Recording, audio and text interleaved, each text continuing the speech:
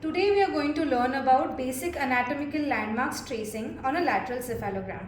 A lateral cephalometric radiograph is a standardized, supplemental, reproducible radiograph used primarily for orthodontic diagnosis and treatment planning.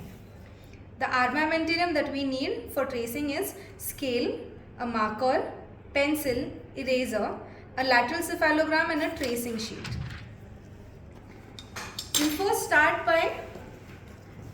In the tracing, we'll start by making basic reference points. These reference points are also called as registration points.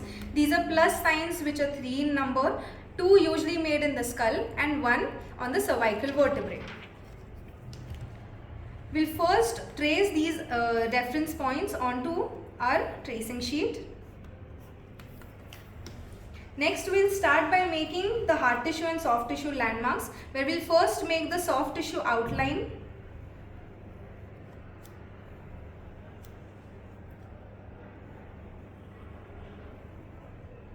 The upper lip, the lower lip and the soft tissue pogonion. While starting the hard tissue landmarks, we'll first start with making the skull outline, the nasal bone. Next, we'll make the outline of the orbit. Next is the sella turcica, which is a pouch-like structure present.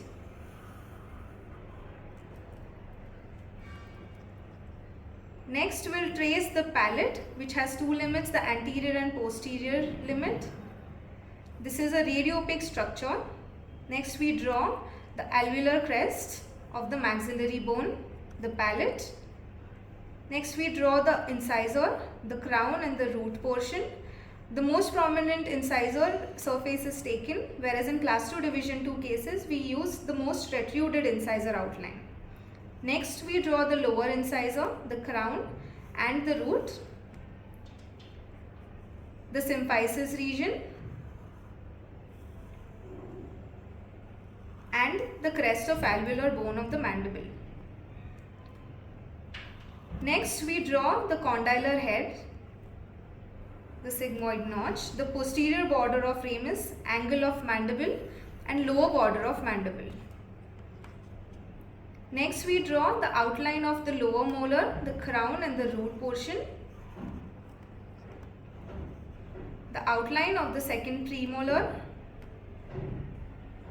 upper first permanent molar, the crown and root, upper second permanent premolar. Next, we draw the machine porion, which is a radiopaque line which is formed by the ear rods. Next is the anatomic porion, which is approximately at 11 o'clock position, seen as a radiolucent marking. Next, we draw the cervical vertebrae and accurately tracing the lower border, that is C2. Next is C3 and C4. We then make the pterygomaxillary fissure, which is an inverted teardrop shape. Next, we'll start with the points. The first point landmarks is the point nasion. Nasion is the most anterior point of frontonasal outline in the midline. Next, we draw point orbital. It is the lowest point on inferior bony margin of the orbit.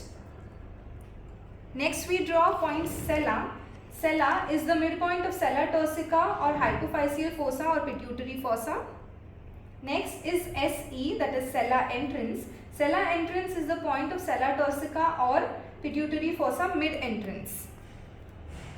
Next, we draw anatomic porion, which is nothing but the midpoint of the upper edge of porus acousticus externus, located by means of metal rods on the cephalometer.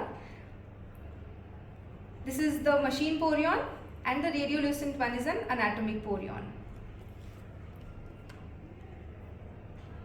Next, we draw the anterior nasal spine. It is the tip of the bony anterior nasal spine in the midline of median plane. Next, we draw point PNS. Posterior nasal spine is the intersection of a continuation of the anterior wall of the pterygopalatine fossa and the floor of nose. Next is point PTM.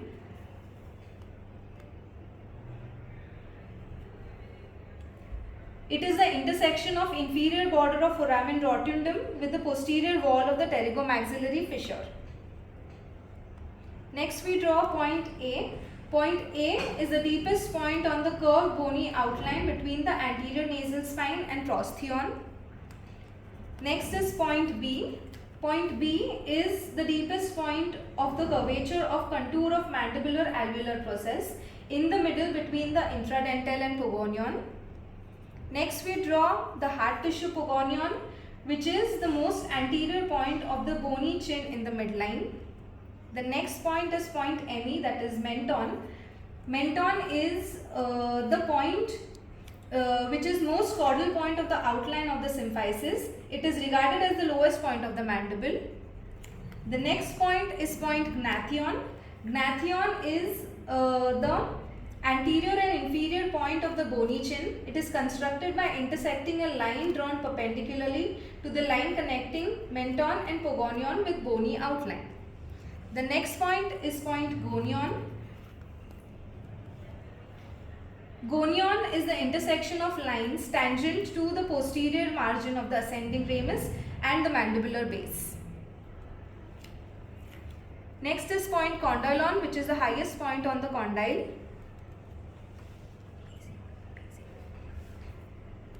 Next is the point basion. The basion is the lowest point of the anterior margin of the foramen magnum in the midline.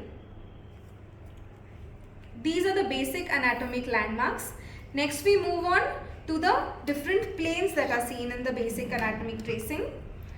First horizontal plane is the SN plane, that is nothing but the sella-nasion plane.